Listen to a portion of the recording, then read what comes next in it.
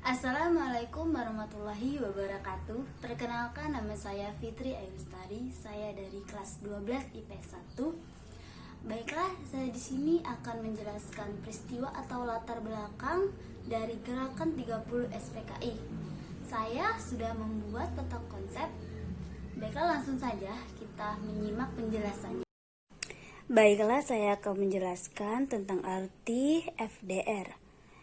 FDR atau disebut dengan Front Demokrasi Rakyat atau ejaan Republik Front Demokrasi Rakyat. Disingkat, FDR adalah sebuah front persatuan partai-partai dan organisasi sayap kiri yang pernah ada dalam waktu singkat di Indonesia. Didirikan pada bulan Februari 1948. Di sini ada yang termaksud di dalam FDR adalah Partai Komunis Indonesia, Partai Sosialis, Partai Buruh Indonesia, SOPSI, dan Pesindo. Pemimpin FDR adalah Amir Sajifuridin. Yang kedua ada pemberontakan agitasi politik PKI. Sebagai puncak agitasi PKI pada tanggal 18 September 1948, PKI melancarkan pemberontakan di Medium. Para tokoh PKI mengumumkan berdirinya Soviet Republik Indonesia. Tindakan ini bertujuan untuk meruntuhkan hasil Republik Indonesia hasil proklamasi 17 Agustus 1945 yang berdasarkan Pancasila dan menggantikannya dengan negara komunis. Pejabat-pejabat pemerintah, perwira-perwira TNI, dan pemimpin-pemimpin partai, alim ulama, dan golongan lainnya yang mereka anggap musuh dibunuh secara kejam. Dengan dukungan rakyat, pada tanggal 30 September 1948, kota Medium berhasil direbut kembali oleh TNI. Pasukan pemberontak lari meninggalkan kota. Setelah dilakukan pengejaran pimpinan PKI, musuh berhasil ditembak mati, sedangkan Amir Syarifuddin dapat ditangkap dan dijatuhi hukuman mati.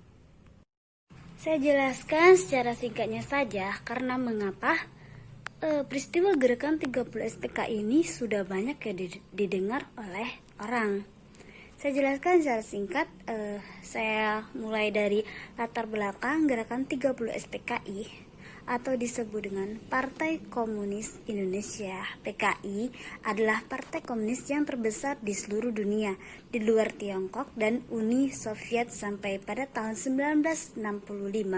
Anggotanya berjumlah sekitar 3,5 juta ditambah 3 juta dari pergerakan pemudanya. PKI juga mengontrol pergerakan serikat buruh yang mempunyai 3,5 juta anggota dan pergerakan petani barisan tani Indonesia yang mempunyai 9 juta anggota, termasuk pergerakan wanita atau Gerwani, organisasi penulis dan artis, dan pergerakan sarjananya. PKI mempunyai lebih dari 20 juta anggota dan pendukungnya.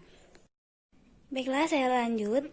Yang kedua, peristiwa gerakan 30 September atau PKI menunjukkan 3 bagian. Yang pertama, meluasnya pengaruh PKI. Yang kedua, pelaksanaan gerakan 30 SPKI. Yang ketiga, penumpasan gerakan 30 SPKI. Baiklah, yang pertama adalah meluasnya pengaruh PKI. Mengapa PKI mengeluas? Sebab pengaruh PKI semakin meluas di masyarakat sebelum terjadinya gerakan 30 SPKI adalah satu keputusan pemerintah membubarkan Partai Sosialis Indonesia atau PSI dan Masyumi, partai yang merupakan persaingan politik Partai Komunis Indonesia PKI pada Agustus 1960. Secara politik semakin memperkuat kedudukan PKI di Indonesia. Yang kedua, PKI memanfaatkan kondisi ekonomi Indonesia yang menurun untuk membangun simpati rakyat. Yang ketiga, keberhasilan PKI dan memobilisasi para petani buruh nelayan, pedagang kecil, dan pegawai rendahan yang berjanji untuk meningkatkan taraf hidup dan juga menaikkan gaji. 4. PKI melakukan aksi sepihak dengan melakukan pengambil-alihan tanah petani dengan jalan kekerasan pada akhir tahun 1963. Baiklah, selanjutnya adalah pelaksanaan gerakan 30 SPKI. Pasca pembunuhan beberapa perwira TNI Angkatan Darat, PKI mampu menguasai dua sarana komunikasi vital, yaitu Studio PRRI di Jalan Merdeka Barat dan kantor telekomunikasi terletak di Jalan Merdeka Selatan.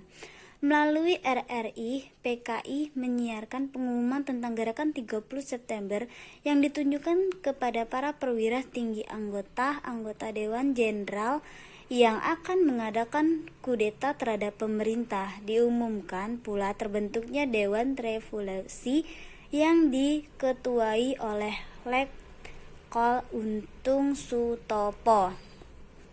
Di Jawa Tengah dan di Yogyakarta, PKI membunuh Kolonel Katamso atau Komandan Korem 072 di Yogyakarta dan Letnan Kolonel Sugiono, Kepala Staf Korem 072 atau Yogyakarta. Mereka diculik PKI pada sore hari 1 Oktober 1965. Kedua perwira ini dibunuh karena secara tegas menolak berhubungan dengan Dewan Revolusi pada tanggal 1 Oktober 1965. Soekarno dan Sekretaris Jenderal PKI Aidit menanggapi pembentukan Dewan Revolusioner oleh para pemberontak dengan berpindah ke Pangkalan Angkatan Udara Halim di Jakarta untuk mencapai perlindungan. Selanjutnya ada penumpasan pengkhianatan gerakan 30 SPKI. Penumpasan pengkhianatan gerakan 30 SPKI atau hanya pengkhianatan gerakan 30 SPKI adalah judul film Dokudarma Propaganda Indonesia tahun 1944. Film ini disutradarai dan ditulis oleh Arifin C. Noer, diproduseri oleh G.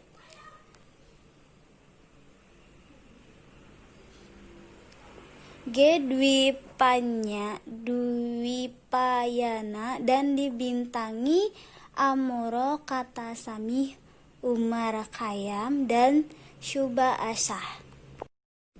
Baiklah, saya akan menjelaskan kembali politik dalam pemberontakan di antara tahun 1948 sampai 1965.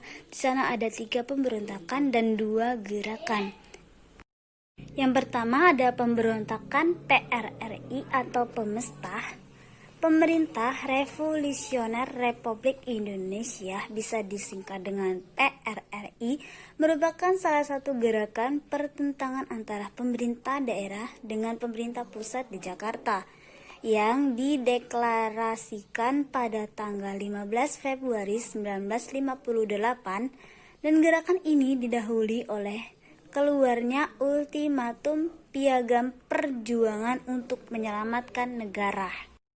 Yang kedua adalah pemberontakan Republik Maluku Selatan atau bisa disebut dengan RMS. Latar belakang pemberontakan Republik Maluku Selatan adalah 1. Kekecewaan para bekas prajurit KNLIL. 2. Tidak setuju atas pembubaran NIT atau Negara Indonesia Timur dan kembalinya Indonesia menjadi negara kesatuan. Dan 3. Keinginan beberapa tokoh seperti Soemokil yang ingin mendirikan negara sendiri. Yang ketiga ada pemberontakan Andi Agis. Peristiwa Andi Agis adalah upaya pemberontakan yang dilakukan oleh Andi Agis, seorang mantan perwira KNIL yang berusaha untuk mempertahankan keberadaan negara Indonesia Timur dan enggan kembali ke Negara Kesatuan Republik Indonesia. Menurut Andi Aziz, para perwira APRIS atau ABRI dari kalangan mantan anggota KNIL harus bertanggung jawab terhadap gangguan keamanan di wilayah negara Indonesia Timur dan menurutnya didalangi oleh pemerintah. Baiklah, selanjutnya ada Gerakan Angkatan Perang Ratu Adil. Peristiwa kudeta Angkatan Perang Ratu Adil adalah tidak senang dengan pertumbuhan pengaruh pemerintahan Soekarno Westerling bersekongkol dengan Sultan Pontianak Sultan Hamid II yang berhaluan federalis untuk meluncurkan kudeta pada bulan Januari.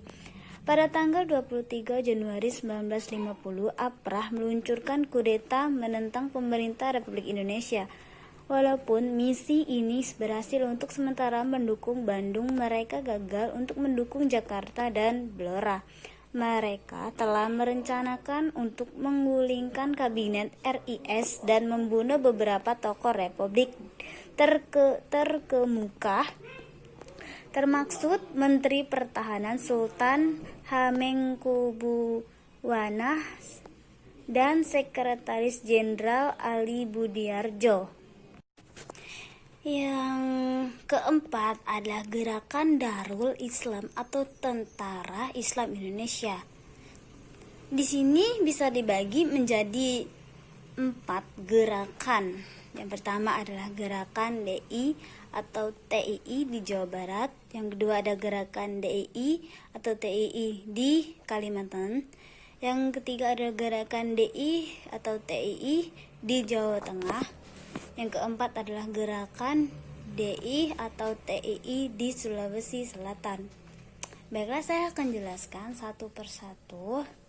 Yang pertama adalah Gerakan Darul Islam atau Tentara Islam Indonesia.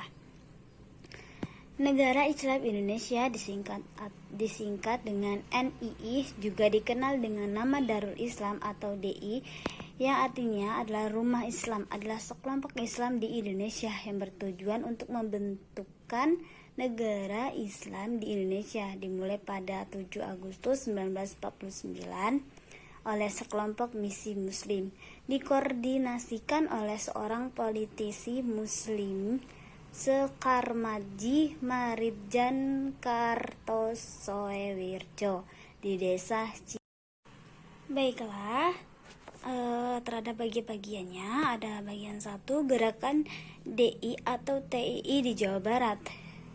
Gerakan TI atau TII Jawa Barat, Negara Islam Indonesia atau Darul Islam atau Rumah Islam dikoordinasikan oleh Kartosoewirjo pada tanggal 17 Agustus 1949. Tujuan di Jawa Barat ini jadi tujuan utama gerakan serupa di seluruh Indonesia. Yang kedua adalah Gerakan DII atau TII di Kalimantan. Pemberontakan Ibnu Hajar di Kalimantan Selatan adalah bagian dari pemberontakan Darul Islam atau Tentara Islam Indonesia yang hendak mendirikan negara dengan dasar syariat Islam di Indonesia yang disebut dengan Negara Islam Indonesia. Yang ketiga ada Gerakan DI atau TII di Jawa Tengah. Gerakan pemberontakan DI atau TII Jawa Tengah adalah pemberontakan dipimpin oleh Amir Fattah di Tegal dan Brebes Angkatan Umat Islam atau bisa disebut AUI yang dipimpin oleh Kyai Somalangu di Kebumen. Pemberontakan Batalion 452 di Magelang dan Kudus. Yang terakhir atau keempat adalah Gerakan DI atau TII di Sulawesi Selatan. Pemberontakan DI atau TII di Sulawesi Selatan dimulai sejak tahun 1951 dan dipimpin oleh Kahar Muzakar. Pada awalnya Gerakan DI atau TII tersebut bermula dari Kahar Muzakar menempatkan Laskar Rakyat Sulawesi Selatan ke dalam lingkungan APARIS Angkatan Perang Republik Indonesia.